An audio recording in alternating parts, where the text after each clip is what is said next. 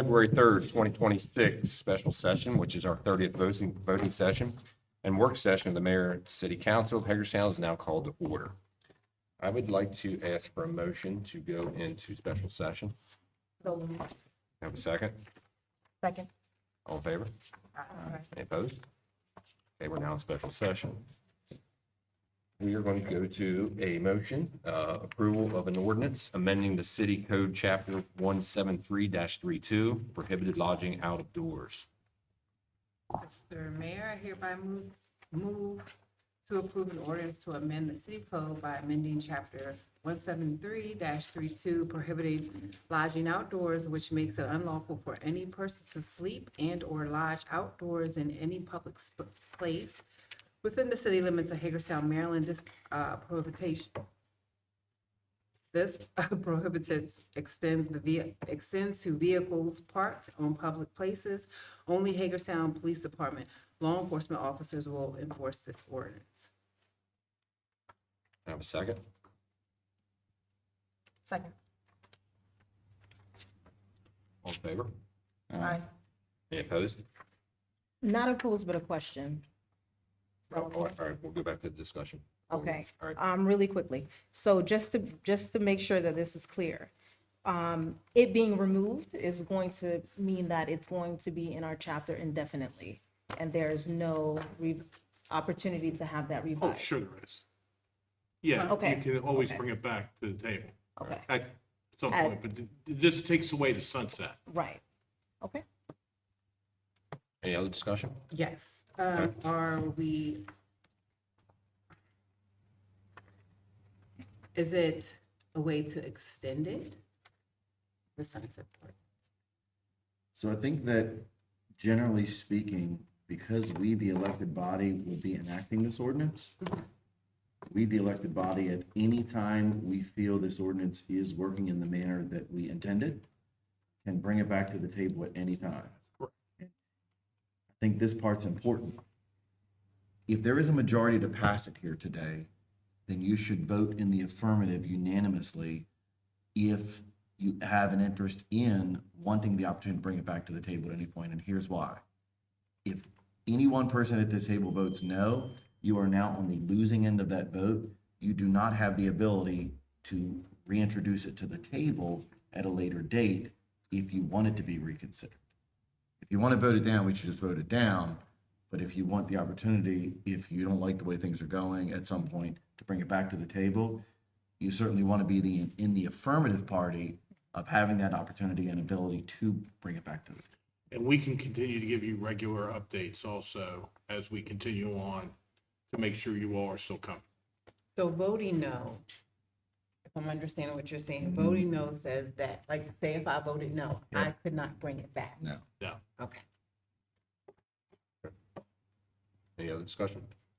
Nope. Okay, all in favor? Aye. Any opposed? Motion passed.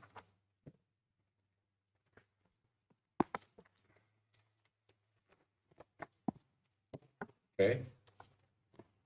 We are at special sessions adjourned. We're now into work session. First up is Wastewater 102 video. Tyler Puffenberger.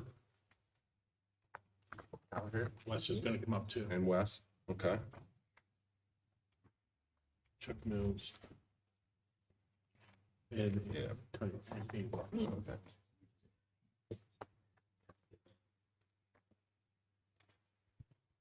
You have an empty chair. I know, guys. We'll get those guys up here in just a minute. Yeah, just wanted to introduce the video and the concept for the video itself. We had done a Water 101 video previously, so we're following up with Wastewater 101 or 102, if you want it that way, Mayor, that's fine. The next one can be 103. And we'll look at doing some on other departments upcoming. Eric Hastings was really the brains and everything behind this from a production standpoint. I didn't have anything to do with this video. These guys in Wastewater are the stars. These guys back here, I'll let them come to the table here in just a moment. And Tyler Puffenberger can tell you a little about what you're going to see. Yeah, so we worked with Eric Hastings, a lot of work, got a lot of different shots, a lot of critiquing it to get it the way we wanted. So proud of it and proud of these guys for helping out and putting in time to fine tune it. So you guys can come up. So we have Anthony Robertson right here as a collection system supervisor, and then Chuck Mills is the wastewater treatment plant superintendent. So. Okay.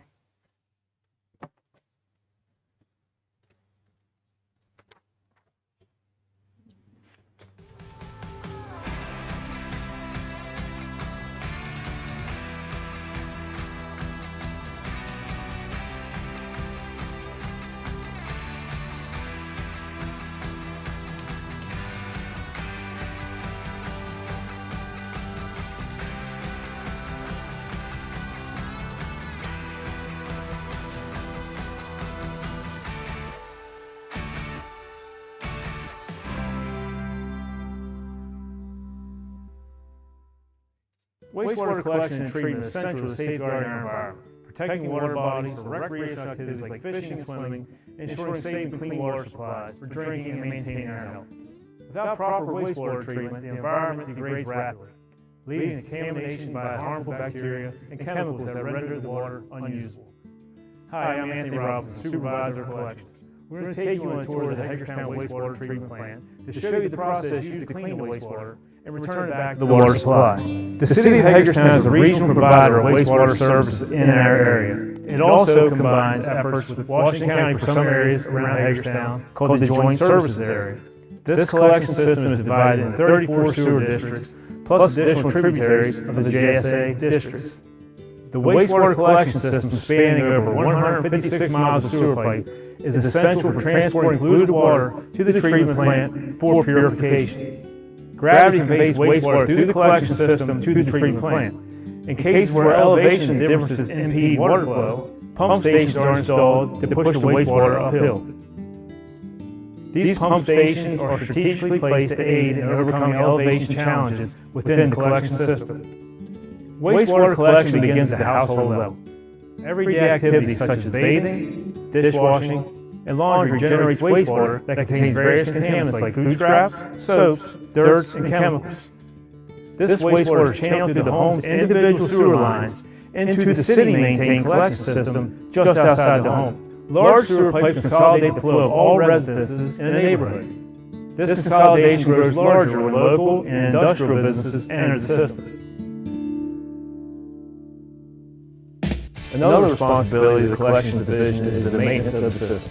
We use a variety of equipment designed to convey, monitor, clean, and maintain the system so that it effectively transports wastewater from the customers to the treatment facility. This can be divided into 4 categories. Inspection and monitoring equipment. This helps identify issues when they occur and monitor performance so we can locate problems before they become an issue. CCTV inspections use a robotic camera to crawl through pipes to inspect the interior for damage that may cause leaks. Flow meters measure the rate of wastewater flow, which identifies inflow and infiltration or where a main break may be. Cleaning and maintenance equipment. This is used to clean lines and remove blockages or debris. Jetback trucks use high-pressure water jets combined with vacuum to flush pipes clean. Hydrojetters use high-pressure water to clear obstructions. And sometimes roots grow through pipes, and root cutters will be used to solve this kind of problem. Another set of equipment we use is designed for the repair and rehabilitation of existing infrastructure. Bypass pumping systems divert the flow of water around the maintenance area so the repair team can repair the pipe without being hindered by the flowing water. We also use lining equipment to insert a resin liner that hardens inside the old pipe. And manhole rehabilitation uses spray-on or trowel coating for structural restoration. Finally, we have electrical and control system equipment that is crucial for automation, monitoring, and control of equipment in the field. SCADA systems are a supervisory system for remote monitoring and data logging. This helps us determine where the system is failing or about to fail. PLC panels control local operations such as pumps and alarms. And we have alarm systems that alert us to high-level issues, power failures, and system fault indicators. All these tools and systems work together to provide for the safe, efficient, and reliable operation of a wastewater collection system. Located along Antietam Creek in the southern part of the city is Hagerstown's wastewater treatment plant. This is where the process of cleaning water begins. Here's Chuck Mills to explain. Hi, I'm Chuck Mills, Superintendent of the Hagerstown Wastewater Treatment Plant. The plant provides multiple stages to process and purify both domestic and industrial wastewater. Operating at 8 million gallons a day capacity, the plant meets specific nitrogen and phosphorus reduction targets aligned with Maryland's enhanced nutrient removal strategy. This ensures the quality of water that is returned to the Antietam Creek. The clarification process of wastewater begins at the headworks. Large mechanical bar screens use automatic raking motion to eliminate large items like rags, trash, plastics, and other debris from the incoming flow of wastewater. What remains passes through a grit removal system that utilizes vortex motion and an airlift mechanism to separate and remove heavy inorganic particles such as sand, gravel, and grit from the wastewater stream. This stream flows into the primary clarifiers. These serve as settling basins where suspended solids settle to the bottom of the tank. The settled solids are extracted from the system as primary sludge. The clear water at the top of the basin is referred to as primary effluent, which moves on to the next secondary stage of the wastewater treatment process called biological nutrient removal, or BNR for short. At these basins, primary effluent is combined with the activated sludge, a dense population of bacteria and microorganisms essential for oxidizing organic pollutants and removing excess nutrients from wastewater. During this phase of treatment, there are multiple zones with very specific dissolved oxygen requirements, which create the environment required to encourage these biological processes. During this phase, ammonia is converted to nitrate and phosphorus is reduced to acceptable levels.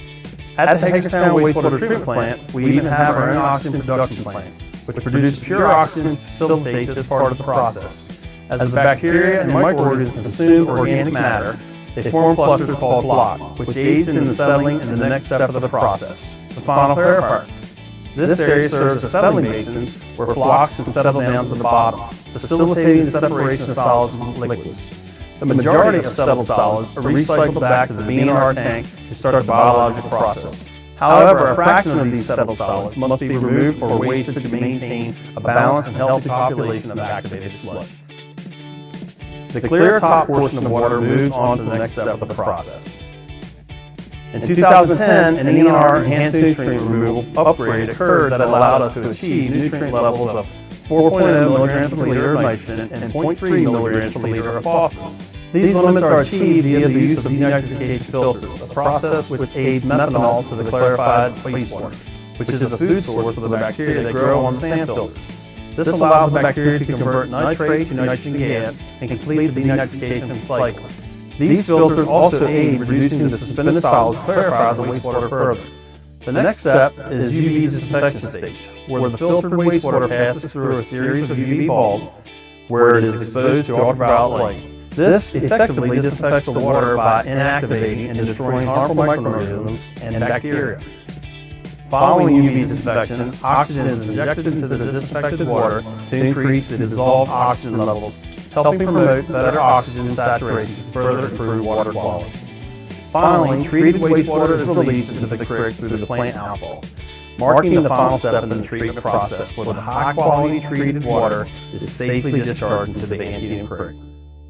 We just saw how wastewater is cleaned and purified so we can return water safely to our waterways so we can keep benefiting from clean water. However, there is another part that needs to be mentioned. What do we do with all the solids that are left over? In short, we produce fertilizers. The first step is to remove the settled solids from the primary clarifiers and final clarifiers. This sludge is then thickened and sent to the pelletizing plant where it undergoes a series of processes. The sludge is dewatered, heated, and shaped into dry pellets. These pellets must adhere to specific criteria: temperature, pathogen reduction, metal limitations, and dryness content. Once they meet these standards, pellets can be utilized as fertilizer on agricultural fields. As you can see, the Hagerstown Wastewater Division uses extensive processes from wastewater collection to treatment and discharge. It plays a vital role in decreasing pollution and maintaining water quality in the community. The plant's dedication to innovation and environmental stewardship underscores its crucial contribution to preserving water resources and promoting regional sustainability. Thank you for touring with us and taking the time to see how we do things. Please come visit us again. The Hagerstown Wastewater Treatment Plant is always open to school doors. Water is one of our greatest resources. It should be understood and protected.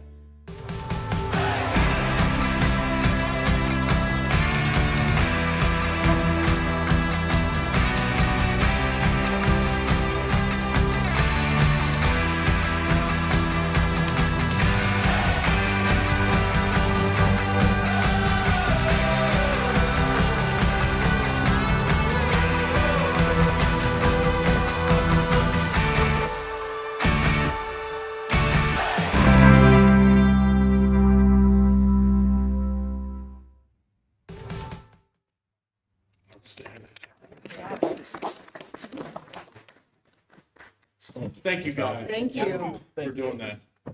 I can tell you that the water video that was done is being used in school systems to help teach. To help teach how the process works and what chemicals you use. This one's going to be just as important in the classroom. So thank you, guys. Yes, thank you. Okay, next up is a review of 441 South Potomac Street addition to the competitive negotiated sale program. Mr. Doug Reaser. Thank you. Good evening. So here to review 441 South Potomac Street. The site was actually purchased by the city from Columbia Gas back in 2024. Property includes 0.65 acres in area, and it's identified in your packet in Exhibit A as parcels 1 and 3. Some background on the competitive negotiated sale process is that the city facilitates the sale of city-owned properties with the goal of returning the properties to the private sector for redevelopment and highest and best use. The City of Hagerstown makes real estate available through the purchase and redevelopment. The Department of Planning and Economic Development coordinates the process and accepts purchase applications. And then ultimately, the mayor and council identify properties to be offered for sale and ultimately approves any development concepts and purchase. So I included in your packet the overview of the process as well as a draft motion should you want to proceed with putting it on the CNS list.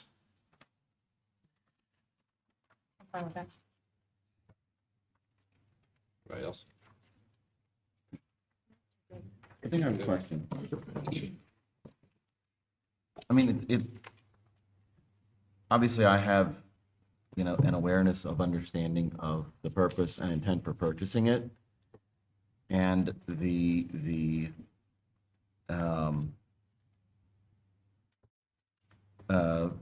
amount of acquisition. I guess, so this is the property, and I think for folks' awareness, this is generally across from Bester. Correct. Right. Yeah, right next to community gardens. And yeah, and I guess my question is, I'm looking at it and what is on the property now? It's like a gravel lot. Right, there's nothing there. Correct. So there's nothing there. It's, a half acre in size. It is located next to activities of properties that we own, both amenities, the park that's there, and then the gardens and things. I guess I'm just curious, like, what, I want to make sure that before we go listing this and selling it, that this isn't a property where we relook at it and go, does it have a purpose for the city to retain for parking purposes? Because, I'm well aware of the nature of both sides of South Potomac there, where parking is at a premium for folks that live along that street, because it's right here where Locust splits off. So that's what I'm curious about, is there a better purpose for this property, city-wise, before we go simply selling it, to an end user? Yeah. It isn't as if we bought this thing for $500,000. Right. You know Yeah. what I mean? And the other aspect too is you could list it on there, and if there's not a good enough proposal to Yeah. really move the needle, the mayor and council don't have to take any application. It's only the ones that make sense for potential sale. So as you weigh that out of potential city needs, you can weigh out those applications as they come in. So then I think for me, I'm okay with listing it, but I'm also okay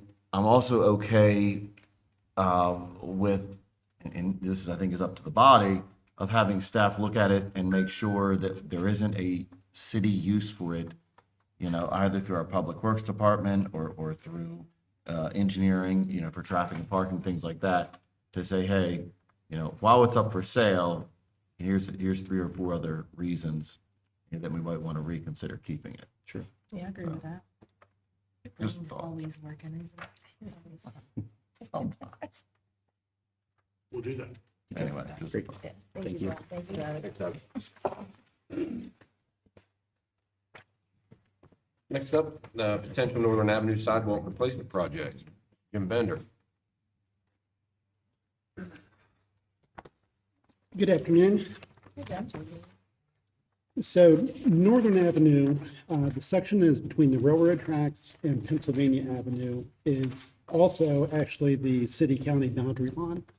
The entire street is inside city limits, but the individual properties and houses that front the north side of Northern Avenue in that section are actually outside city limits. They're county properties, not city properties.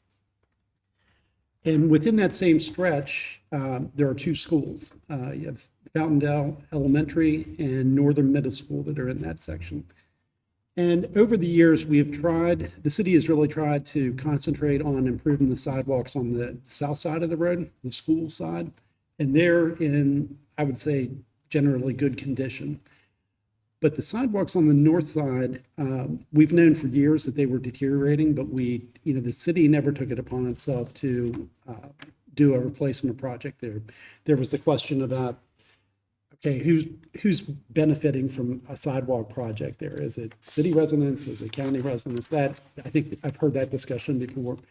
The other thing that was kind of holding us back is there used to be a huge tree that was right behind the sidewalk, and it actually had heaved the sidewalk up probably about 10 inches. And there was no way that we could go back in and build a new sidewalk there without cutting that tree down. And that was something that we just did not want to really get into. But over the past couple of years, probably the main thing that changed is that property owner where that tree was had that tree cut down. So that's no longer a hindrance. But the sidewalks are still there and they're in poor condition. They're within a quarter mile of the schools, which is one of our criteria in our sidewalk policy that we should concentrate on trying to improve sidewalks in those areas. The other factor in this is that by state and federal regulations that are tied into Americans with Disability Act, the expectation is that whenever a municipality or a city does work, rebuilds a street or repaves a street, they are supposed to bring everything up to ADA standards, the handicap ramps, the sidewalks. Really, once you do a major rehabilitation, that's the expectation that you're going to have to fix those sidewalks. So I guess I'm coming to the council just to get a sense of whether or not the council wants us to pursue a project to repair or replace the sidewalks in the stretch of Northern Avenue. We do have funds available. We have uncommitted highway user revenue that we can apply to this project. But I didn't want to go any further in trying to design this or move ahead without giving the council a chance to, express your opinion on it. I mean, for me, it's definitely, I would say it's primarily urgent, being the fact that you're having, the elementary school students, the middle school students, you're even having some of the high school students that are walking siblings, they're all taking that route. And I think it's beyond the question of, is it city or county? It's residents, and they're primarily students. So I would say that definitely push the needle on that one. So the sidewalk is a county, is that boundary? No, the boundary is probably at the back edge of the sidewalk. The sidewalks are within the street right away, and the street right of ways in the city. So we're right up against the back edge of the sidewalk that's closest to those houses is pretty much where the right of way line is, where that break point is between city and county. Okay. The reason why I asked, because I was going to suggest to get the county to help pay for the repairs. But I think it's still worth asking since the sidewalk is across from the school and does support school students.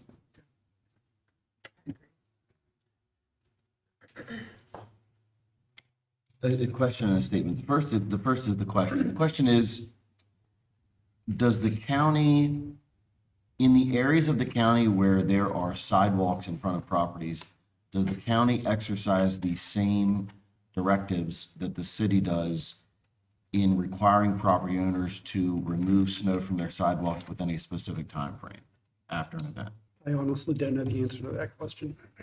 So I think that's, at least that's somewhat important to me, especially given the current moment, is if we go putting the sidewalk in and then the public has an expectation that they're going to be, treated like city sidewalks, we don't have any jurisdictional capability of requiring a property owner outside of the city to shovel that sidewalk, to remove the leaves from it, to not park their cars across it, et cetera, et cetera. You know what I mean? So I just think that's important in considering, picking up the full tab for that. And then I think the second is a statement. And I think that you proceed now regardless in securing the right of entry agreements. Because if you don't secure the right of entry agreements from even one of these property owners, then the whole project's off. So I think that whether we go ask the county, whether we look at those rules or not, any of that stuff, none of that's going to matter until you get the right of entry agreement secured. I agree with that. And the other part of this is just because it's such a busy road and you've got two schools there, and we know the trouble having parents trying to get in and out of Northern Middle. If we were going to do this project, I definitely would want to do it this summer. Don't want to try to do this project while school's in session. So, yeah, I think we have our work cut out for us to hit that schedule to get all the right of entries, because that is often the sticking point. But we can certainly try. And I can certainly reach out to my counterpart at the county and see if they have any interest in partnering on this. Can you give us an update on at least the right of entry agreements if it's a no-go? Yep. And I know that you know this, but I'm going to say it. Anyway, through the right of entry agreement process, at least in my experience, I have found that there are always one or two or three people that want something out of that process. I've simply found it always a lot easier to just give them that $1,000 or $2,000 or $3,000 ask, you know what I mean? Than to delay or extend that holdup process in that. So I can just see people here, especially here with the busy road, going, oh, I'd really like my driveway widened, or I'd like, Well, that's a big, to get off the street. this would actually be a big part of the project. It's not so much the sidewalk replacement, that there are sidewalks there, so we're going to be replacing pretty much in kind. But there are a ton of driveway entrances up there. Most of them are not built to city standards, and we would be improving those as well as we go along. But your point is well taken. Yeah. And we're talking, and this is right across from Northern Middle, right? Yes. Okay. Any other questions for Jim? Jim, want to stay here? The proposed parking permit system in Historic Heights neighborhood. Yes, and I'm going to have Angela, she's here, come up to the table as well, since she's the parking system supervisor. And I think she's got some materials to hand out as well. So back in 2023, when Meredith Park was under construction, the city was approached by residents, mainly on South Prospect Street, or what's known as the Historic Heights neighborhood. And they were concerned about issues after the stadium opened with parking. They were afraid that people were going to come to the baseball games from outside the neighborhood, park in there, in the neighborhood, and really take up any of the available parking that was there. And at that point, the stadium wasn't completed yet, and the Hub City Garage was just getting under construction. And so what we told the residents at that point is, let's wait and see, let the stadium open, let's get the garage open, and let's see whether or not this is actually a serious problem or not.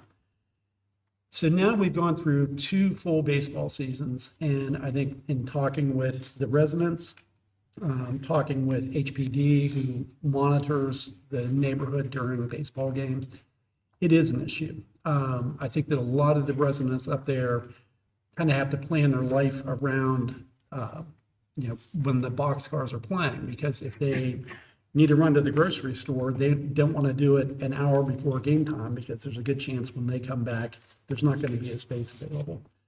There's a map in the memo that kind of shows the limits of the area that we're talking about. And so it basically, the area we're concentrating on is basically from Antietam Street down to Park Circle. And within that area, there are about 300, give or take, 300 residential units within that zone. There are only about 190 marked on-street parking spaces. So even if there wasn't an event at Meredith Park, parking's in high demand there anyway. And it's not hard to envision that during baseball games, people coming in from outside, it's free parking close to the stadium. It becomes very attractive to them. So we met back in November with the Historic Heights neighborhood group. It was a bunch of city departments, went and met with them, listened to their concerns, talked about some potential solutions. And then staff came back and met and talked through some of those ideas and thought about, does it make sense, does it not make sense? And where we landed is, yes, we do think that some sort of a parking permit system is probably warranted up there in that neighborhood. And what we ended up doing is developing a framework, what I'm calling it, which is also in the memo, which kind of lists some of the key points that we see if we would implement this permit parking system. And I'm just going to go through them briefly, just hit on them so that if you have questions about why is that in there, or what were you thinking, that why did you put it in this framework, can you talk about that? So number one, the parking permit process would be voluntary. If this is not a program that we're going to force people to buy into, not going to make them get a permit, but we are going to allow them to get a permit if they want to. Number two, and this is important, having a parking permit does not guarantee that you're going to get a parking space in that neighborhood. Again, there aren't as many parking spaces as there are residential units up there. What the parking permit would do is, if you do park in that neighborhood during a baseball game and you've got your sticker, your permit, you're not going to get fined or towed. So it's basically just sort of a guarantee that you're protected. You're not going to be fined if you park up there during a baseball game. Can I ask? Sure. So it just seems a little weird so you're saying they get a parking permit just so they don't get towed Or ticketed. or ticketed? Like if they're parking up there and that's kind of like where they usually park, why would the issue come that they would get towed? Well, if they don't have if we would implement this program and they continue to park up there, once we would implement this system, then there's not really any way to differentiate residents that are parking up there from people outside the neighborhood that are parking up there. The permit would be the way that, HPD or enforcement would know, does this person really have a right to be parking in that neighborhood during baseball games or not? If you don't have the permit sticker in the window, then you're subject to be towed. Towed because, Fine. fine Sure. because, Well, the whole thing is that I attended a neighborhood first meeting up there, and their spaces are being taken away during game times. So we're trying to get a permit sticker in the window during those game times. So you don't get fined or towed at that time. I think I'm confused. It's so the residents have somewhere to park. Right. Like it's say not they work in guaranteed. Washington DC, they come home, they have nowhere to park at all. So let's say I drive up there and I park and it's, I don't know, 5 o'clock, right? And I want to go to the park there where you get the mural of unusual size. And I park there, I get the kids out, we go down, we're checking out this mural, we're doing the walk. But there's a baseball game. I don't live there and I'm not there to see a baseball game. What happens to me? Well, you may end up getting a citation For what? for parking in a zone without a permit. So to me, it's got to be one or the other. In other words, I feel like we're trying to make it both, and we're going to penalize any third party. And I use this example, and I remember seeing I guess we got an email or something sometime back during the season where the owners of this restaurant or bar, whatever it is here, were upset because every time there's a game that the 3 or 4 spaces in front of their establishment are taken up. And more than one occasion, it was taken up by the visiting team's bus. And so I'm just thinking to myself, we've sort of like left them out. But if I'm parking on the street to go to that commercial business establishment, and I'm not there to go to the baseball game or go to a park or visit a neighbor, then I got to come out of that restaurant to a ticket on my car because I went to that establishment. Like that to me doesn't work at all. It's kind of defeats the It just purpose of doesn't. us having, well, that we was told, having a stadium downtown will help people come here and visit the restaurants here. Yeah, I mean, I'm not coming back if I come out to a public parking space and get a ticket, there's just no way. And how would people from out of town know about this system? So if it was implemented, part of it is going to have to be signage, very clearly as you enter into that zone, we would have big signs saying the residential parking permit zone.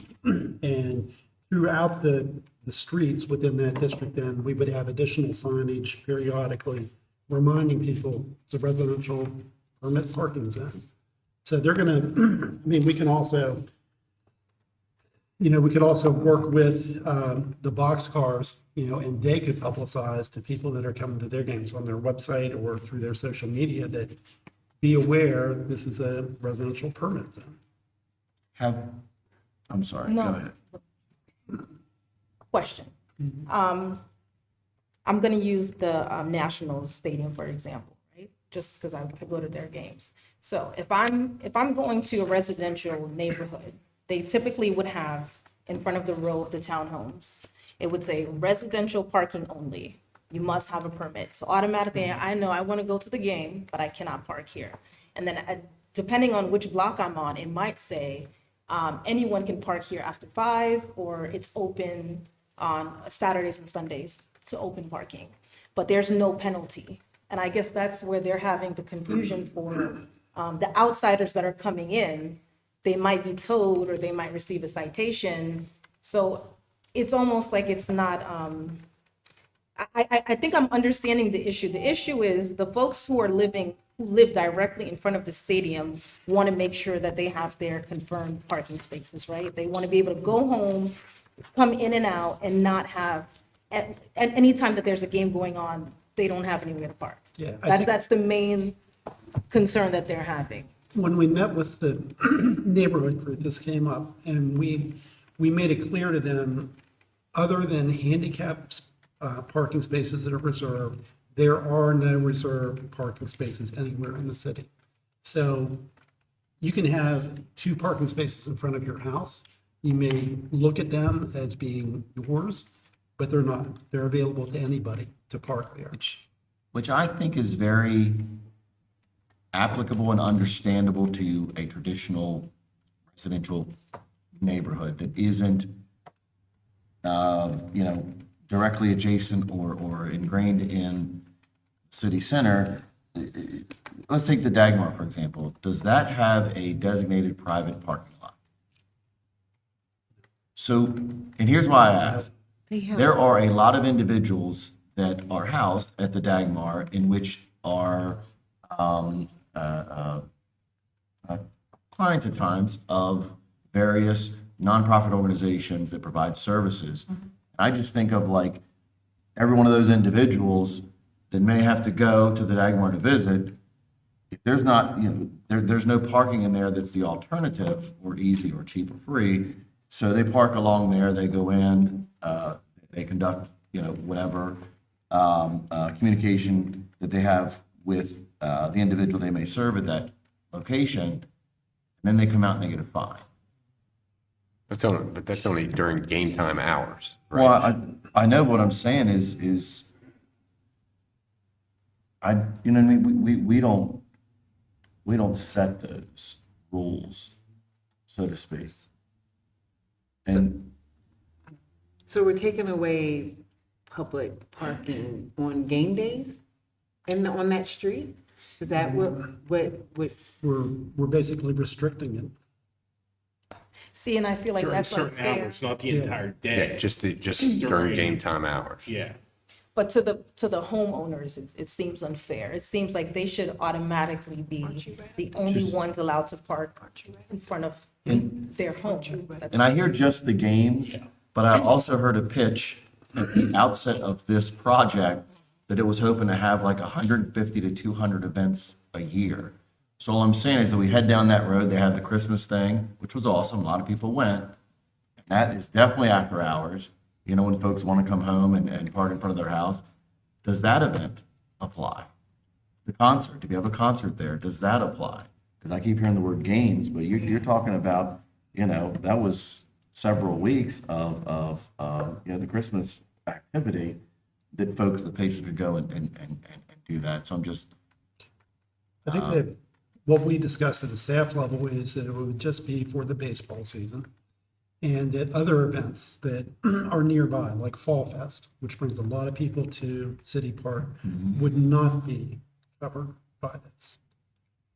So the way this framework is written, it's for the baseball season, like April 15th to September 15th. so two more questions. One, in the analysis of the parking that you said, because you said there's like, 300 cars worth of estimated drivers and only about 190 spaces on the street, right? Have we conducted a field analysis of how many of these properties have off-street parking? Because I think that's important. If you told me this whole row, this block here across from the stadium, 90% of them had off-street parking in the back, it would change my perspective on this particular discussion. And then the second is it more noticeable in any one section? Because this is a big area you've drawn, and I got to tell you, if I was taking the kids to see a game or some event at the stadium, I'd be real hard pressed to park all the way at the bottom of Prospect near Park Circle before I drive around about 6 times and find a spot to shove myself in, you know what I mean, in the downtown itself. I'm going to pay that $1 or whatever it is, or figure out the parking, how to pay on the app before I park and walk all the way up South Prospect Street. That's just me. And so I'd be curious, you know what I mean, if we're extending the issue because that's the neighborhood's, first area that they consider the neighborhood, or whether it's really just this one block on the opposite side of the street of the stadium. And if that's the case, then we just need to say there's no public parking allowed on that particular street at all, ever. And you got to get a permit to be at that particular spot. That's what I'm saying. Yeah, that's And- what I was, And that's what I said. because we go to those games as well, I'm only seeing that dilemma on Summit Avenue. Like every home on Summit Avenue it's like a nightmare if I was the homeowner. But the other 2 streets behind there, no. there's In other words, parking how there. overwhelmed is South Prospect Street for its entire length during game events? And if they're not experiencing the same inundation of vehicles at the same level, magnitude, then I feel like we're just doing it as a whole blanket simply because that's the defined neighborhood. Yeah, I agree. I think we should just start maybe just one street at a time with Summit, because the early deliberations before the stadium came here, the residents, that was their main concern. We don't want it there because they're going to take up our parking and et cetera. But also remember, we have an entire new garage right there. Yep. So that is a place to park. But I would be in favor of having parking permits only for the residents On Summit. on Summit. If there's no side street parking, that still needs to be evaluated. And also blocking or having that, those 3 spaces in front of that bar, restaurant. I just think you have from Reserve. Baltimore all the way. Yeah. The Antietam. Where we at? Where am I at? So Jim, well, you got an alley behind Summit. And there's all, Between Summit and Prospect. right, and there's off-street parking for that and that side of the street of Prospect, but the other side of the street of Prospect does not have that luxury. Right, Right. right. Well, and it gets, there's quite a bit of off-street parking throughout that neighborhood, off the alleys in between the streets. It's a little hard to tell because there aren't marked spaces there, to get a good count of how many cars actually park there. But the other thing that comes into play, and this sort of speaks to Councilman Alshire's point, is there's a lot of topography out there. It's not a flat neighborhood. There are hills that people have to climb, and that's part of the problem, I think, with some of these residences on South Prospect Street. They have off-street parking, but it's down below them. You're not down hiking one of up, those you're not sides. hiking up the south side of South Prospect when you park all the way in the backyard off Holborn Avenue. That's a trek to get up to your house. It is. So I think that even though there is off-street parking technically available, I don't know how much it's used.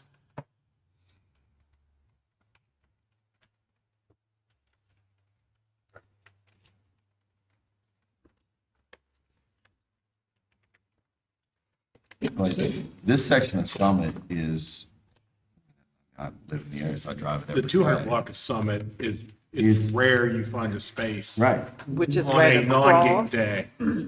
Yeah, The Like block, kinda the block where right before the safety is? stadium. the block right before the stadium. Where the church is, where the Hagerstown Bible Church is, Oh, okay. that block between Chicks and Stadium. Hagerstown Bible Church. It's rare on a non-game day that Yeah. you get. So if I was a resident and I don't think there is any alley parking behind those places. No, there is. Is there parking or is it just an alley? No, there's off-street parking behind. Yeah, there's off-street Okay. parking behind there, where you come out of the alley across some Chicks. Yeah. Yes. Yeah, there's some, but the topography isn't awesome Right. there either. And the turn radius into some of those in the back Yeah. It's are challenging. not great either. I will say that at the meeting that we had in November with the neighborhood group, I am pretty sure that every one of the group that lives in that neighborhood lives on South Prospect Street. Yeah. So they apparently are seeing these problems. It's not just Summit. It's Prospect that's being impacted. So here's a dumb question. Could you just write it that it's only during baseball season? You know what I mean? In other words, these 4 months out of the year, it's resident parking only. Period. Right. And then I think that's what we're proposing here. Oh, I thought you were proposing like year round. No, just baseball. April 15th to September 15th. Right. And also HPD, they are, talking to Lieutenant Renner, they're set up to do enforcement because they have people at the ball games anyway. They do not necessarily have staff that's going to be out there year round to enforce it. So they were advocating for just making it for the baseball season. This is why I'm finding it really, really hard at the moment to not go off on the tangent of taxes. But I won't.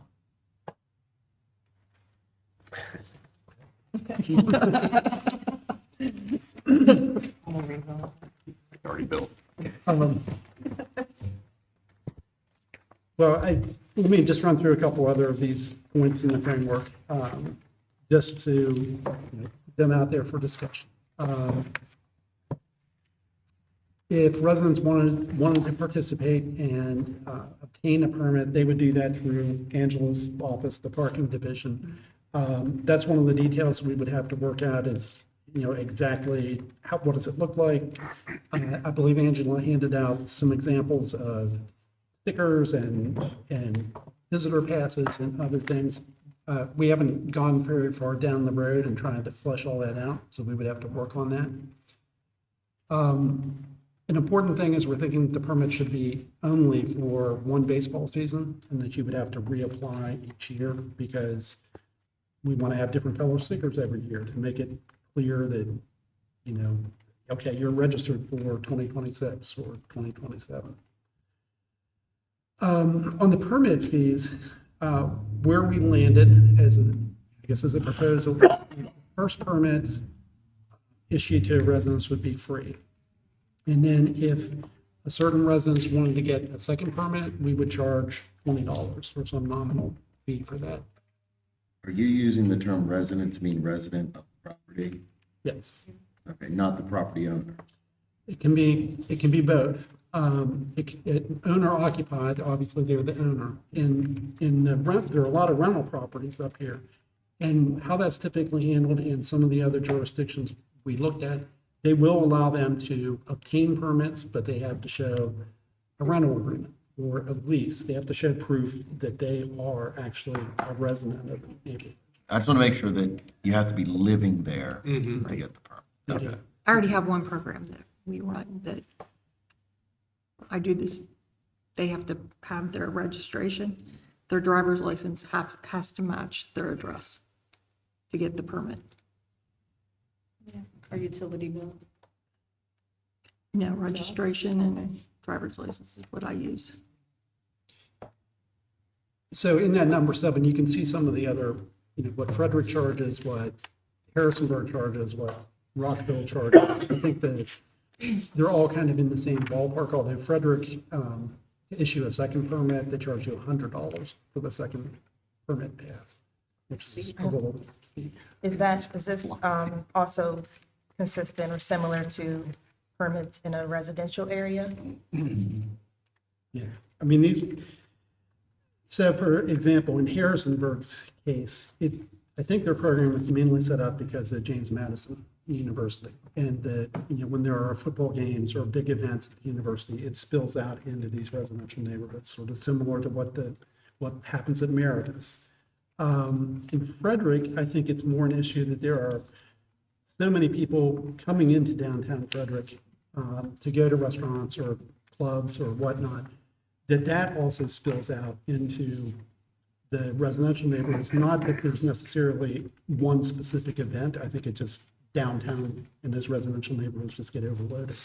The difficulty that I have with downtown Frederick approach is that it appears that they have a multitude of signs with all kinds of different parameters. So you're trying to drive down the street and read what each sign says. And I just want to make sure that whatever we do is, applicable to the street and not, these 3 spaces of that, these 5, you know what I mean? Right. Clear language. And I'm struggling with the $20 for a second permit. What, for that fee, what would it go towards? I mean, that $20 goes into a pot of money. What's that money gonna be used for? The stickers itself? The stickers, the hang tags for the visitors. Yep. I would, And that's actually not going to touch what I'm going to spend on those. for buying the Yep. material. I mean, I think all these fees this is a start. This is a proposal. So if we want to have discussions about and we're going to come to a big one here in a minute. This is not set in stone. This was staff's best, attempt to start the conversation. Yeah, I would rather the 20 be lower, maybe 10 as a starting point. and still keep the one visitor pass is no charge. How many What about you guys? passes can they get per resident? So that's another good question. It's handled differently depending on where you are. In Rockville, you automatically get 2 passes when you sign up, when you register, two resident passes. They also give you 2 visitor passes, as soon as you register first. So they do it that way. Frederick does things a little bit differently. They will charge you for the first permit, they charge you significantly more for the second permit, and they actually charge you daily for visitor passes. So it's not like you get a visitor pass at the beginning.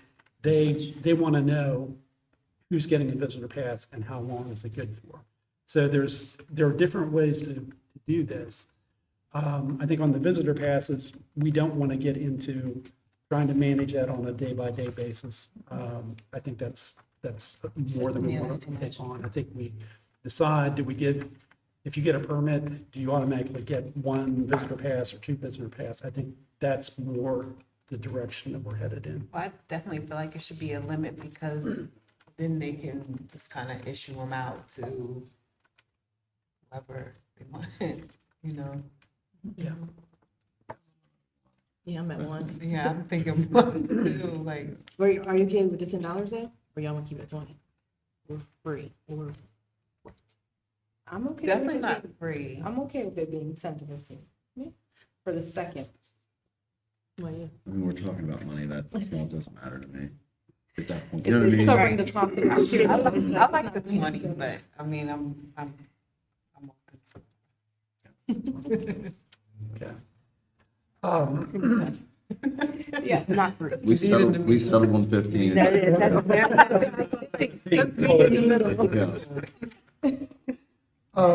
As we said, you're gonna have to register every year. You're gonna get a sticker to put on your windshield, kind of like the HCC stickers that you see on cars. It's gonna be something similar to that. Actually, Angela's got There you go. she's got a sample. I only have one. Yes. Make sure it can't be It's a P. When you put it on the car, you can actually. Okay, see I the- thought like, Sorry. No, once it, Sorry. No, you're not. It's a P for parking. Yep. and again, it's voluntary, so it's not saying that you have to Right. buy the $15 second permit. Right, it's, we had talked about, a little bit about visitor passes. Signage is a key thing for this to be enforced. We need to very clearly let people know that, hey, you're coming into this permit zone, and if you don't have a permit, you may get cited for it. So we need to have some really clear signage, make sure that everybody's aware that they're actually in a residential permit parking zone, not just a free on-street space somewhere. Okay, the biggest question, I think, was let's say somebody does not have a permit and they park in this zone during a game at Meredith Park. What should the penalty be? $250. Right, wow, they'll never Well, come back. Well, I mean, I can tell you, we took this to the Board of Traffic and Parking twice, just to get their sort of take on this framework. They were of the opinion that it needs to be a significant fine to discourage people from violating. I will say that they kind of came up with the 250. I would say that the highest fine that we charge right now in the city is $100 fine if you park in a handicap parking space without a tag. So this would be 2.5 times our largest existing fine. I'm okay with $50. $50 violation. So you're trying to debate in my mind whether it's worth $50 to not have to drive around. Right? Okay, Whatever. I mean, if it was your first offense, could we set it up that way? So they don't become repeats? Like if it's your first offense, it's $50 I think and, it's Well, arbitrary. And that's actually what Rockville does. They charge 50 for the first offense, 100 for the second. right, so offense. if you do this next time, it's 100. But, I like Rockville's. So much better paying $10 going in the deck, right, Jim? Exactly. Now, I do want to make that point. This whole exercise that we went through to build this framework, the intent is to address the concerns of the residents in that neighborhood. It's not our intent to force people to go to paid parking that the city has other places. That's not what we're trying to accomplish. So we'd love it if they would park in the Hub City garage during baseball games, but we're not, that's not why we're doing this or why we're proposing this. Yeah, we didn't dream this up. This was. Not a yeah. not a money-making scheme? Not a money-making scheme. And then the last thing is enforcement. In talking with HPD, and I think that they still need to think this through and figure out exactly how they're going to do it. But Lieutenant Renner had the idea that early in the season or early after we would implement this program, HPD would go through, and if there are violators, they would get a warning. You know, the first time, they're not going to start immediately ticketing people on site and for. But pretty quickly after that, for this to be effective, there does need to be enforcement. And HPD is not going to have, they're busy during baseball games and looking at different things. They won't necessarily be spending all their time up on Prospect Street trying to find which vehicles have a permit sticker and which ones don't. What they've said is probably is going to be more of a complaint thing where somebody, you know, as a resident on Prospect Street, they look out and they can tell that there are cars parked there that don't have permits, and there will be some mechanism to alert HPD to that. So they, so what you're saying is they can call, make a complaint, wait for someone from HPD to go up there, and maybe by that time the game's over, they can just drive away about it. Yeah, I mean, I guess it's going to come down to what Because I what mean, level, we what level of don't enforcement. might not have enough staff to monitor down where the game is, just around other parts of the. Because they might look at it like that's not a huge, you know, we can't rush up there, we got other things going on, so it might not even get addressed for a week. And I wouldn't prefer officers doing the parking patrolling when we have said we would like community resource officers. Right. So let's not have them do this type of work when they could be doing real work, like crimes. Would it be too much to ask for a system in place, like they can take a photo of the vehicle that's in their parking space, enter in the license plate number? And give out their own ticket. Give out their own ticket, yeah. Had you thought of that? Her but- brain works too. You're gonna have real police activity up there. You're like, oh, There you go, I took they're care of gonna that. tag it. Deputize everybody up. They're gonna I be think caught. I think that's what causes some of the complication though. Is this expectation of it being sort of piecemeal approach to time frame. In other words, you maybe offer this as a possible compromise solution, is that during those months that you have identified, that Summit Avenue from basically Chick Seafood to Antietam Street is resident permit parking. I don't know how you word that. In other words, it doesn't matter about the game time. It doesn't matter whether there's a game. So it'd be a full-time, year-round. No, not year round, but for those months. And I guess I'm just trying to say, and then South Prospect only during games. I'm just trying to figure out like I just feel like these two, or this street in general, is the most overwhelmed with need and the most negatively impacted. And the area that you're going to be most immediately in, you know what I mean, during those game activities, if you're an officer on duty, you know what I mean, during that time.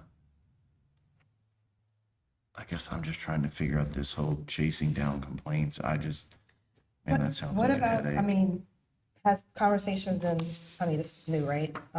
We should definitely speak with the Meritus owners and get some type of partnership. Maybe they have a staff they can lend out to at least go down and identify vehicles that have been They've called used for it complaints or as something for like that. enforcement Right. So At that at way, other times. What about the volunteer? The auxiliary? Yeah. I don't think that there's probably enough of them. that do it, I but just there feel are like cadets that it we have is one used for thing- enforcement before. it's one thing to hear from Historic Heights, which is great because their neighborhood first is awesome, clearly, because they get stuff done. But I think we're missing the piece of Meritus in the conversation. Meritus, like, this What's is their the part? outcome of the stadium being here. What are you also doing to help, answer the residents' questions about parking? Right. So at the November meeting, Greg Snook was there basically representing Meritus, Meritus Park. And he heard the conversation, and he listened to some of the proposed solutions. I don't know that he specifically offered anything at that point, but I think he indicated he was open to, assisting to make this, whatever program we have, try to make it successful. I think that they can definitely assist in sort of like posting things at the park early on in the season and sort of getting the message out. I think what I would not like to have occur, I think it would sully the fan experience a little bit if like there was an expectation that they come over the loudspeaker and be like, the person with the red truck, license plate XYZ. You know what I mean? Like, I was at Walmart the other day with the boys and there, there's people parking loading zone. I'm like, man, don't these people get it?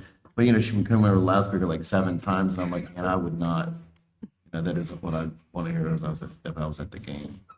So, but I think there's a way they can post things up all over the place that says, here's a simple map and here's what you should do and not do.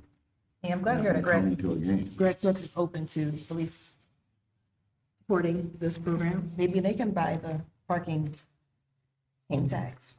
Let me write that down. Right.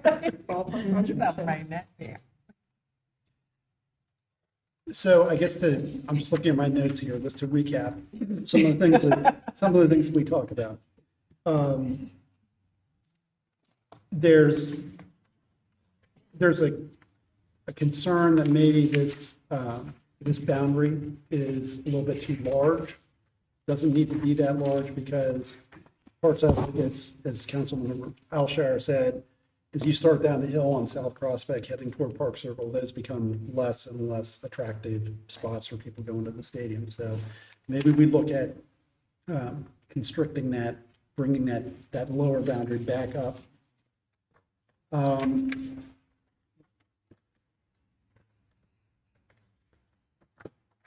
It sounded like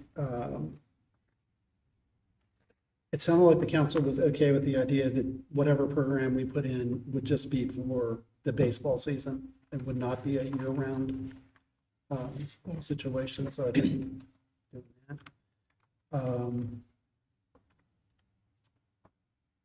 On the permit fees, first permit is free. I think the consensus is that the second permit would be $15.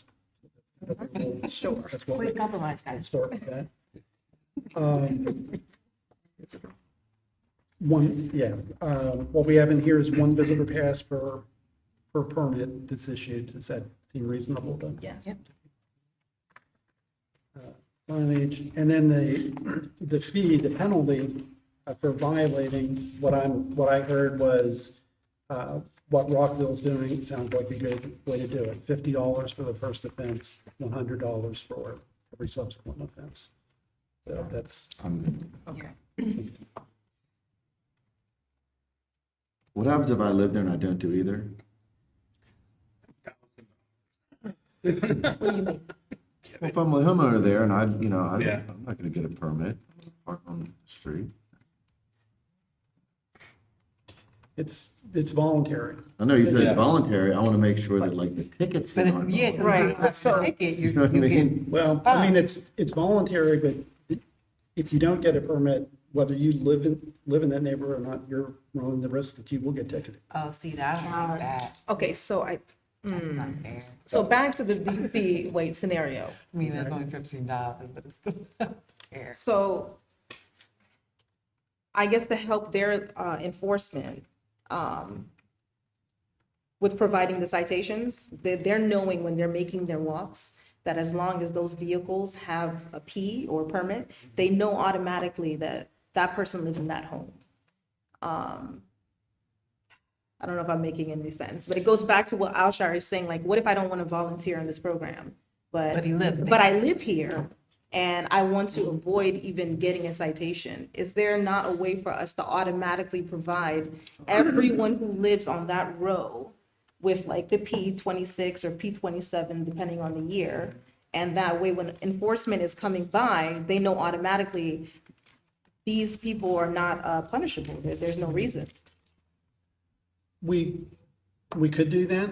I think that we wanted to have some way that we would have, at least know who the residents are. And I think that's also the reason that we're landing on 0 fee for the first permit. Oh, I mean, I think the first time somebody gets a ticket, you'll find out. So maybe it shouldn't be voluntary, it should be mandatory. And every resident there gets a free, permit, so then that way they won't be subjected to a citation. I mean, I think if it's free, that's fine. I think Right. if you start charging, then that's, Right, so automatically they're enrolled and they get their free sticker, and then that way that avoids you from getting a ticket. I don't know. Yes. Okay. I think that's where he was going the first time. How Maybe. many minutes I think that's where we should have started before this deliberation. Listen, the bottom line is there's no way we're gonna get this right out of the gate. No, There are going to be Nobody will be lots of hiccups. satisfied. we're getting used to that. Just saying. we made that clear. I know Eric was at the meeting with the group, and he made that very clear before we left. This is not going to be perfect. There are things we're going to have to adjust, but I'm good. okay. So I think what we'll do is staff will go back and try to clean this up a little bit, incorporate some of the feedback that we've received from council, and then bring it back. Yeah. Or season. Yeah, I was about to say, better hurry up. Start until the end of April, Yeah, but you or gotta come until the end of signage, April. keep putting it out there on Facebook so people would know. So, Yeah. you know, they need several months to understand it. Thank you for your. Thank you. Thank you. Thank you. Thank you. We're like, did that really? Tell your brother I gave you. Tell your brother I gave you hard. All right, next up His fault. is our legislative update with Mr. Scott Nicewarner. Yeah, this will be quick. 3 weeks in, I'm again on the Municipal League Legislative Committee. We've looked at about 130, 140 bills so far. I can tell you from the city's perspective, the Fieldhouse tax exemption bill was dropped today. So we'll have a bill number for that probably tomorrow. Also, code enforcement and parking enforcement body cam bill, HB 172. Delegate Schindler's done a great job in moving that forward. It'll be in committee at a hearing on the 24th. So we'll provide testimony for that. The express approval annexation bill is HB 99. That has a hearing this week, of which we will be sending folks down to testify on that. We have gotten a lot of good interest across the state on this bill, and looking to see where that goes with the committee. The big the big bill that is the big couple bills that are out now are the governor's bills on housing. The first one is the Starter and Silver Homes Act. What that basically does is preempts local zoning authority when it comes to density, and will take in, if there is someone that wants to put higher density developments in of affordable housing in an area that is not already zoned for that density, the state can override that and have that density put in. Mako and MML both have been unsupportive without the ability to put amendments in, because simply it takes away our zoning authority in where pretty much wherever that housing would be placed. So we will be meeting tomorrow morning with Secretary Day of DHCD and a couple other representatives to try to hammer out some amendments to that. It's a good concept. It just is not, I think there's better ways to do it. We all think there's better ways to get it accomplished. Briefly, a couple other bills. We have a lot of problems here in this area, being so close to Pennsylvania and West Virginia, that when it comes to parking violations, or moving violations, to be able to go after out-of-state registrations to get those violations paid. If you're a Maryland resident, you can have your registration flagged, which will mean if you go to re-register your vehicle and it finds that you have unpaid parking tickets, unpaid speeding tickets, you have to pay those before you get your registration. If I'm a Pennsylvania, West Virginia resident, that doesn't happen. So I could literally, and now everybody knows, but sorry. Basically, if they don't pay, there's no way to go after. We're now advocating legislation that would be a reciprocal agreement that would say, if you're in Pennsylvania, we can go after a Pennsylvania registration to flag it, and Pennsylvania can come after a Maryland registration for any violations in that state. There seems to be cooperation between Pennsylvania and West Virginia on this. So that would be a great thing for us, because we have a lot of out-of-state violations that we simply, if they don't get paid, we have no way to go after them, unlike we do in Maryland. So this bill's got some pretty good traction, and we're advocating for that. Along the same lines, you'll also notice that there are many, many, many vehicles that are registered with Virginia registrations, because there is no requirement in Virginia that you have to be a resident to register your vehicle in Virginia.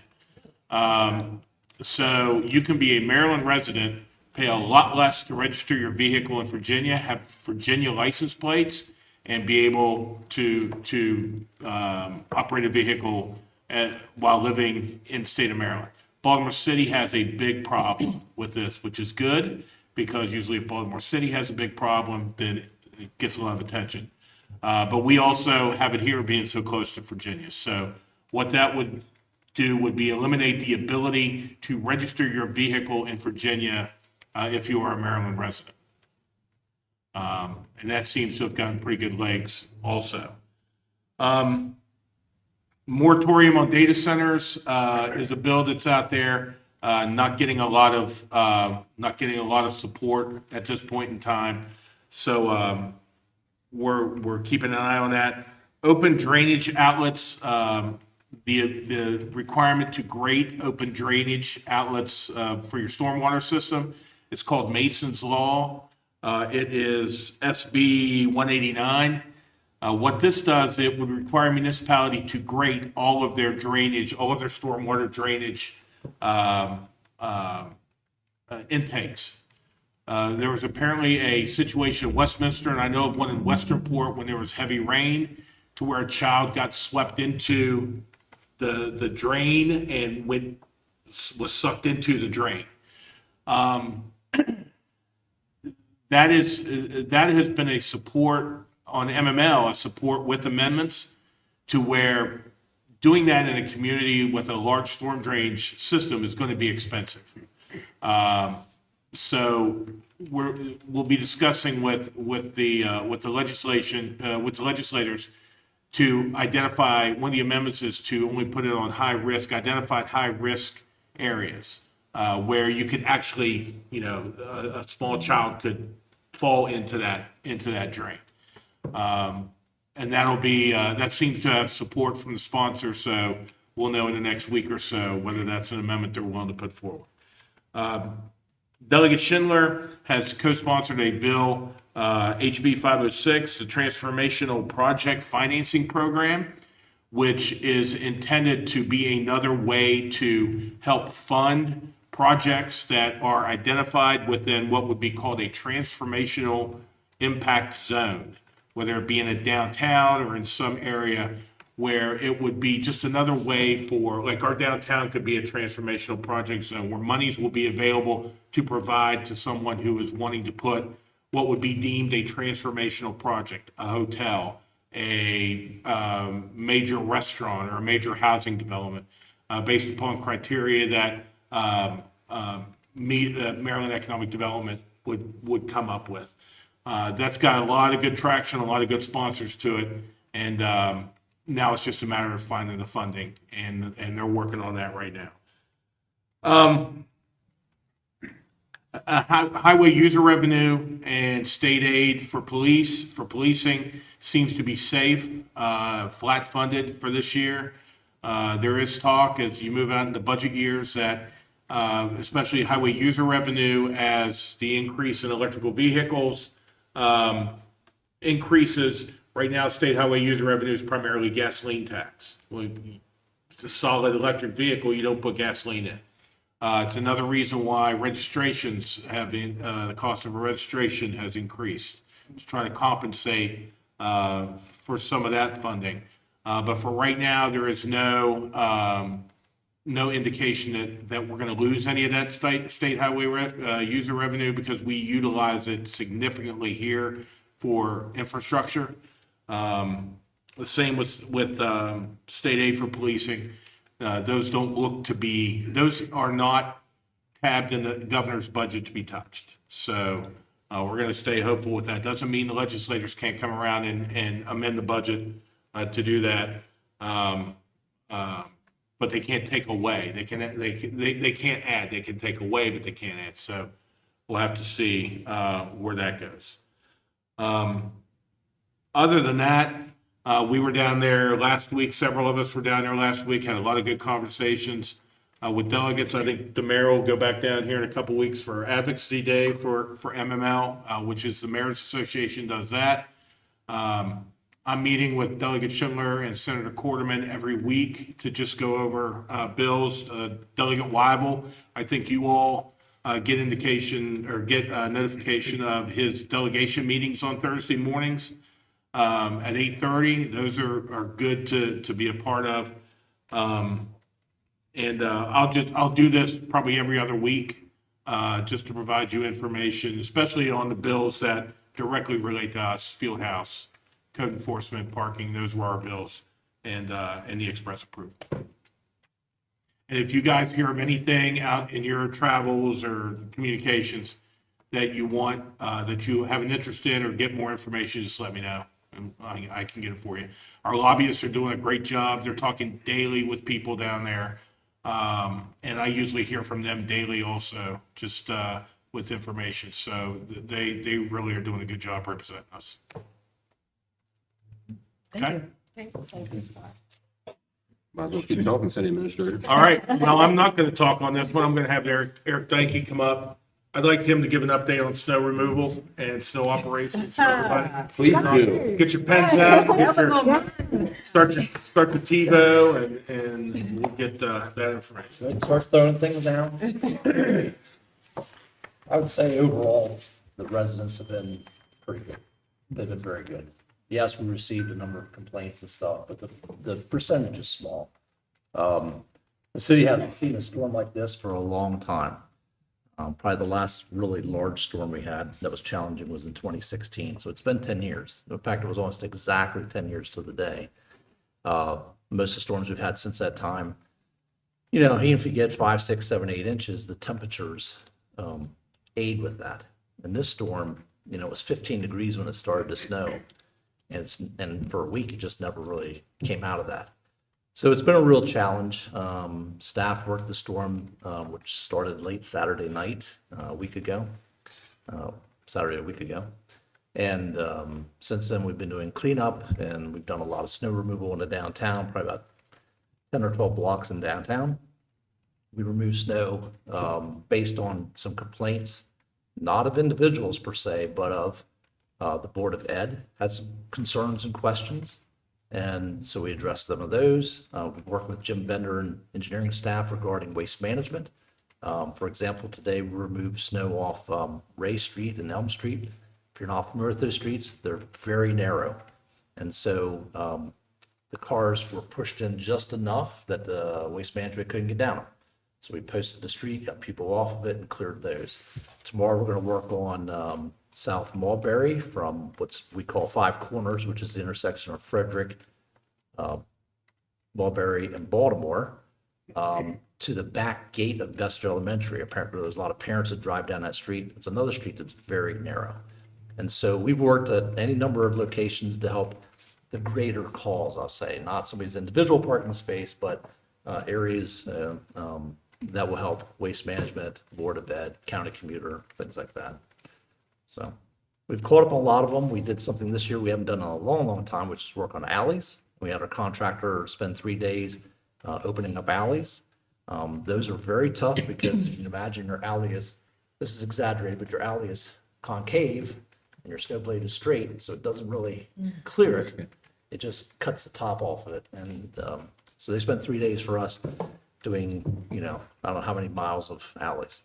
The city has about 125 miles of streets, about 35 miles of alleys, more or less, and miles of sidewalks. And so, you think about just around the parks themselves, trying to clear those sidewalks, streets and parking spaces, things like that.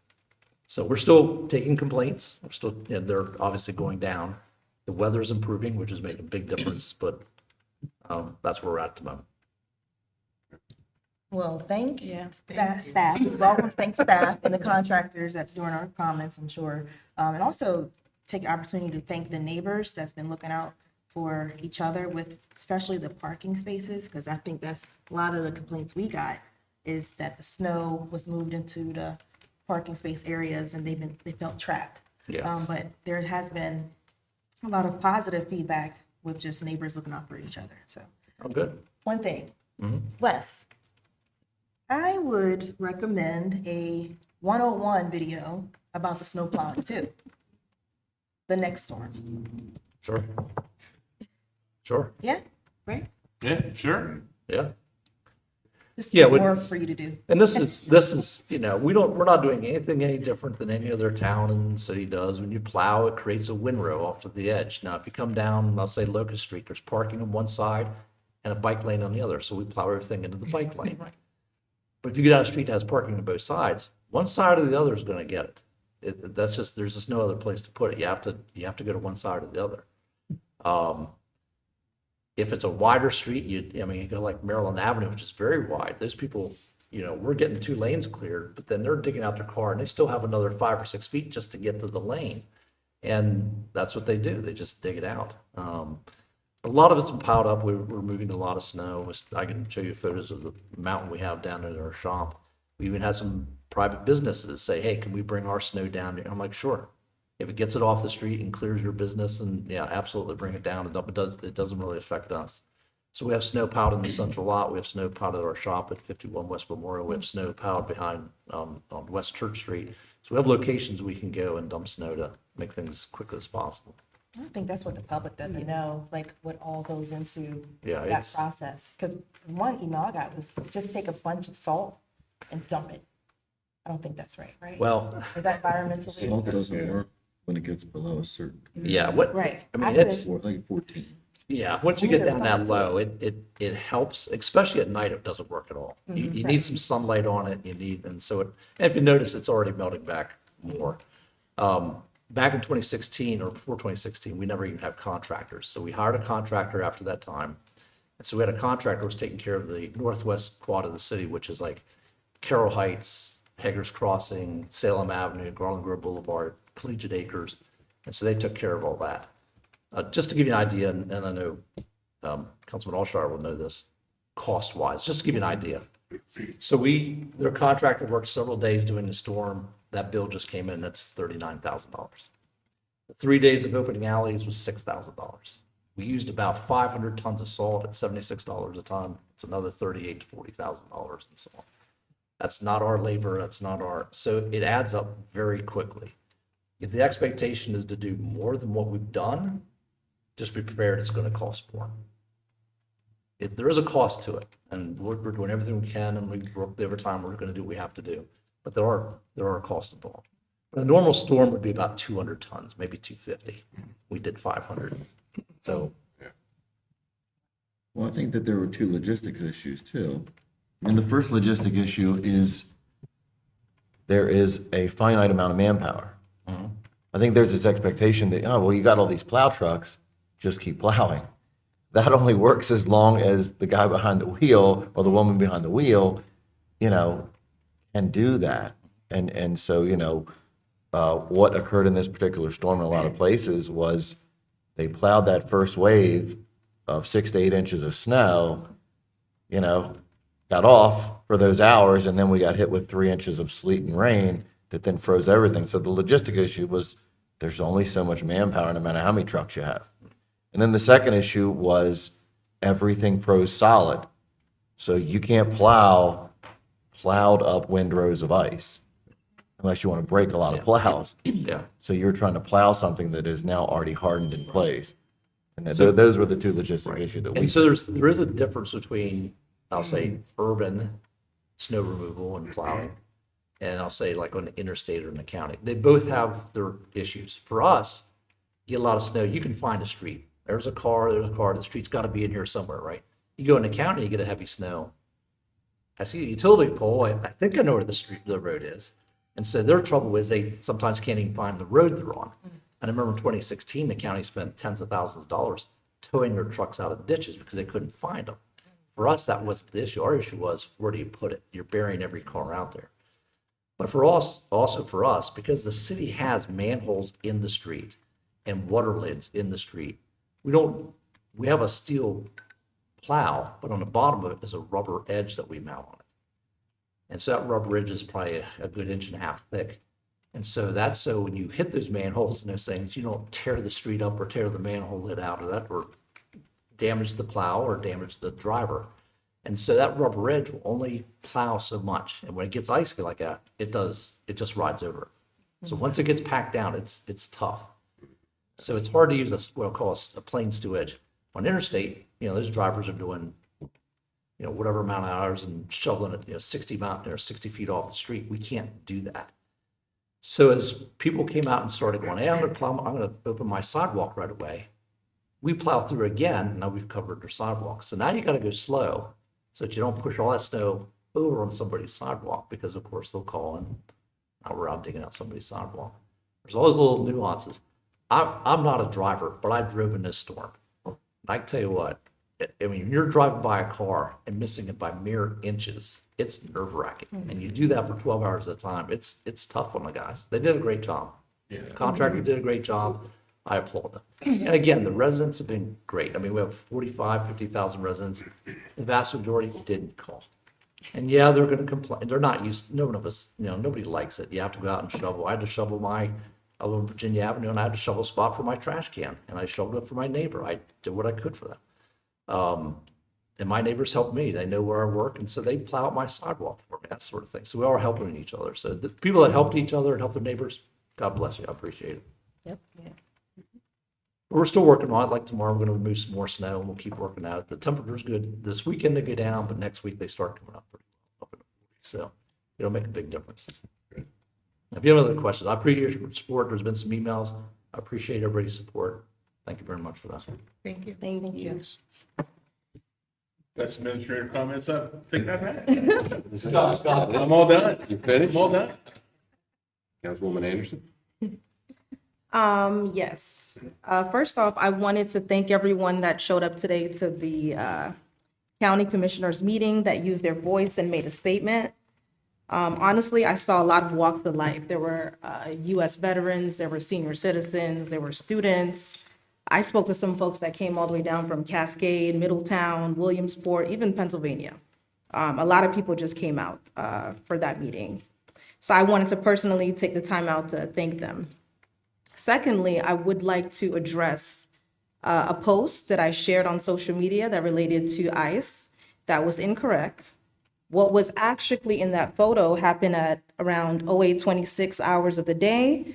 That was on January 28th, and this was the incident beside Motherland Kitchens. What you actually saw in that photo was a U.S. Marshal and state trooper that were working towards a felony warrant case and also a missing individuals case. So just to be clear, as I'm sitting in front of you all today, I'm taking the accountability by acknowledging the mistake and correcting it. And doing so, I'm hoping that it's going to demonstrate my integrity and maintain my trust. So with that, I think that is very valuable for other people in those positions of that responsibility to do the same. And for the record, I do not support ICE. This moment to me is bigger than what it appears to be in the media. It's more of a cry for help. It's not a partisan talking point. I'll give you some examples. Our former presidents that we've had, President Ronald Reagan, George W. Bush, Obama, every last one of those have always acknowledged that our immigration system is broken, and they've been calling on Congress to fix it. And here we are, decades later, the communities are still paying the price for that. I think Congress needs to wake up and actually see the big picture, and we need to come up with a bipartisan immigration reform plan. On that note, last but not least, on behalf of Mayor and Council, I would like to put forth a motion requesting a formal response and position from the Washington County Board of County Commissioners regarding the Department of Homeland Security's recent purchase of the property located at 16220 Wright Road, Williamsport, Maryland, for the purpose of establishing an ICE detention facility. This motion that I'm requesting is that the board publicly addresses the following. So I'll take my time with this one. Whether or not the commissioners individually or collectively support the establishment of the ICE detention facility in Washington County, whether this board will consider adopting a formal resolution opposing the facility, the anticipated loss of county tax and revenue that is going to result from it being federally owned, the county's authority and role in the approval of water, sewer, and the infrastructure capacity for a facility of this scale, including its responsibilities, any required off-site improvements, whether existing water, wastewater, and treatment infrastructure can accommodate a facility that's going to hold approximately 1,500 beds without having adverse impact on our current residents or future development. And last but not least, whether any on-site wells or related utilities are subject to county and the health department for approval. This motion further is requesting that the board responses to any of these related findings, they can present it in a public forum to ensure transparency and create community engagement. And I would like a response no later than March 1st of 2026. I think that's more than enough time. I move that mayor and council approve the submission of this request and direct staff to transmit to the Washington County Board of Commissioners. And that's all, folks. Good. Councilwoman Bell? I want to thank Scott, I text Scott and just for getting to North Street, the city getting to North Street. Nancy made that happen. They had a pipe burst, so I'm not sure. They was out there all night. So once again, thank you for the city staff for getting on the calls quickly and staying as long as needed. And that's all I have to say. Councilman Asher?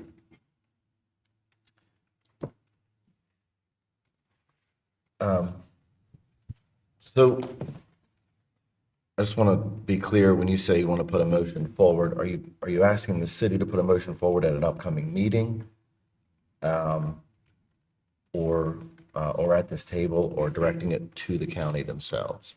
So I'm putting in a motion requesting for us, if I can get a majority vote, to have a statement in writing that's going to list some of the questions that I'm asking. And if you have any other input or questions you would like to add on, and I would like there to be a definite timeline for them to actually respond, whether they want to do that formally and have it seen so that it can create transparency, or just deliver it back to us in a formal response. But I think that there's a lot of questions that we can, that we need answers to, just in general. Okay. So is that something that's going to be put forward as a discussion of the body or something? I don't see, to be honest with you, Alshar, I don't know. So I think That's that's what I'm why I'm asking staff. asking if I can have their So- approval. What I would suggest is that you have a work session discussion on this next week, with the end result being a letter that would be signed by all of you or all of those that would agree, as long as 3 or more, that would be sent to the county with all the things all the questions that you stated. Right, and then you guys are welcome to, look over those questions, add or change. Yeah, I think you have everything down. Yes. Just forward that, and we can put that together in a letter type format. And that would be something for you all to discuss, because I'm sure, Right. given some time, you all would have things, different points to talk about. Exactly. Instead of trying to do it, this wouldn't be the venue for it. But to do an actual motion would take it being a voting session, we only have one of those a month, that wouldn't turn things around in that amount of time. I will just state again that when it comes to what our involvement here would be, if it bees, is water only. We have not been approached. No staff has been approached by anyone at Homeland Security with any request for any allocation changes. So right now, it would be pure speculation as to what allocation would be needed above the 6,000 gallons a day that are already allocated for that facility. But what, you forward me those questions, and we can put it together for you. We'll put it on a work session item for next week. And then that way you all can be prepared to discuss it amongst yourself, and then tell us what you want to do. Okay. Is that good with you? Yep. Yep, that's fine. That's fine. Just 2 things briefly. I apologize for missing the meeting last week, 2 weeks ago, sorry. Yeah.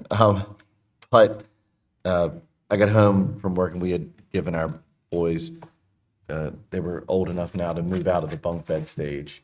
So we got them single beds. I put them in the bedroom, and the day afterwards I come home and they were playing basketball in the room.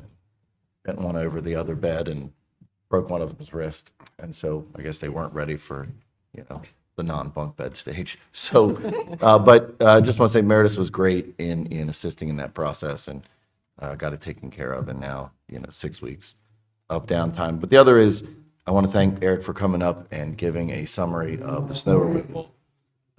Because just like staff, we have gotten, a small amount of concerns and complaints about it, but by and large, I think, city, county, state, private contractors, I think, everyone everywhere pretty much exhausted all the resources they had, both themselves, their equipment, and their materials.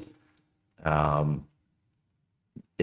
can't recall a time where we had, a week and a half of, nearly, 10-degree weather for, after an event like that. And so I certainly appreciate Eric putting into perspective how difficult it is to sort of move that immovable object, after you've exhausted those resources, and it is now sort of frozen over and become the difficulty that we see out there. And so, just hoping for warmer weather, I think is what's literally going to help address those conditions. And so I want to thank staff for being out for that time, for doing that.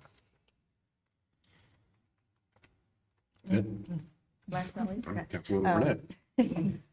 I just want to thank you, Councilwoman Anderson, for offering to have a further discussion about the possibility of ICE detention here. I think it's really helpful to not only have it public discussion, but reiterate what we know. And, you know, we're getting a lot of emails and questions about like the process. And I've been doing a lot of explaining and telling folks that, at least for the city side, water is our only responsibility. So not only have a discussion with us, I would like for maybe Nancy, staff to come to explain how, you know, allocation of 6,000, maybe there's a request for a lot more. What does that look like? What's that process look like? I think would be helpful with at least addressing a lot of the emails that we're getting. And also, the letter, I would recommend to not only go to the county commissioners, but to DHS as well. So hopefully we can get a contact, a liaison or something to have questions for them as well, not just the county commissioners. But I thank you for bringing that up. Thank you. And one more thing, reminder that the town hall for rent stabilization and tenant protections is this Thursday at 6 p.m. It will take place on the first floor at our Hub City Boardroom. We do have an agenda. We will have welcome and opening remarks. We'll have an overview of the current Maryland and local housing law. Then we'll have the public comment, which will be facilitated by a moderator. And that's the opportunity for citizens to speak for 3 minutes on the topics that were posted on the press release. And then we'll have our closing remarks and next steps. Reminder that if you would like to speak Thursday, the deadline is tomorrow at 6 p.m., right? And that's all. Thank you. Okay. During this snow, I also want to thank all city staff and actually public safety as well, and any contractors, the contractors that helped. I mean, it was a pretty significant storm, and, you know, I was out for a long time, you know, helping dig my neighbors out, so I couldn't imagine being out there as long as they were, and they did a fantastic job. Also, I want to bring up, I had a great time last week in Annapolis. Not only us, but I mean, the county, the Chamber of Commerce, the leadership of Washington County, Greater Hagerstown Committee, all showed up in force. And, you know, the big talk is between when the delegates and senators spoke to us, is how big of a delegation we come with all the time in Washington County. And it does resonate with them when they whether it's bills or whether it's allocating funds. It was great to see that many people from Washington County show up. So I thank everyone. Well, that's it for me. Do I have a motion to adjourn? So moved. Second? Any discussion on any items tonight? Okay, we're adjourned.